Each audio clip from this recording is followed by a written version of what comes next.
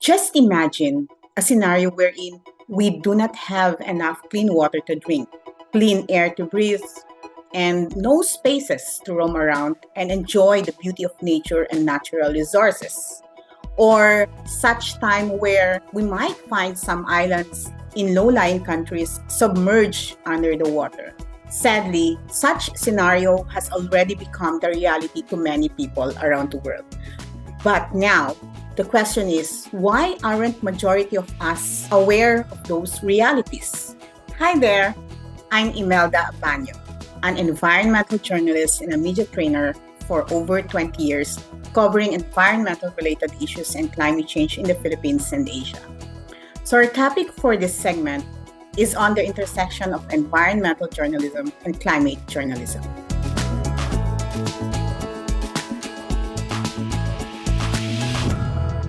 For a country literally at the doorstep of the typhoons and natural disasters, the Philippines, a low-lying archipelago of more than 100 million people, is a perfect laboratory of stories to humanize the impact of climate change. And I think that this also goes with most countries in Asia and the Pacific region. With the country's vulnerability, the media is now slowly paying attention to reporting climate change and its related issues. So it intersects with other environmental issues. Some still struggle to place climate-related stories until every after extreme weather events. But we are seeing a fundamental shifts in the newsworthiness of climate change. As a news subject, it is deemed complex, as we know. It requires a basic understanding of science and how its technical aspect would relate to the larger concerns of the society. What is interesting to note is that we are seeing more and more environmental journalists wanting to strengthen their reporting on climate change.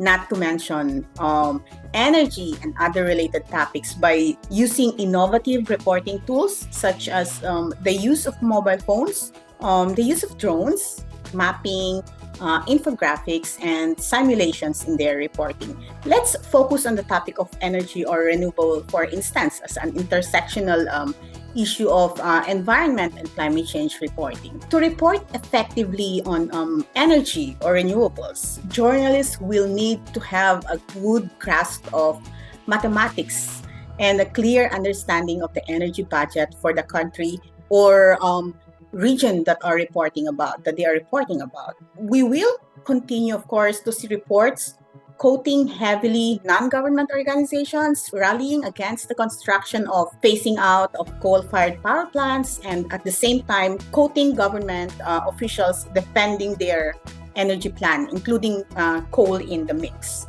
I wish to see more framing on reporting in terms of impact to the environment, as well as discussion on the inclusion of the marginalized sectors like women, elderly, the youth, the children, and the indigenous peoples in the stories. Another thing, sometimes people avoid news negativity or what they call the doom and gloom scenario. This is through solutions journalism. Rather than reinforcing this news fatigue, solutions journalism focuses on shifting the balance by promoting forward-looking, rigorous coverage of responses to social problems and their associated results. Solutions-focused stories often look at local knowledge, movements, innovation, cross-border lessons learned, traditional knowledge revival, or new technologies born from old.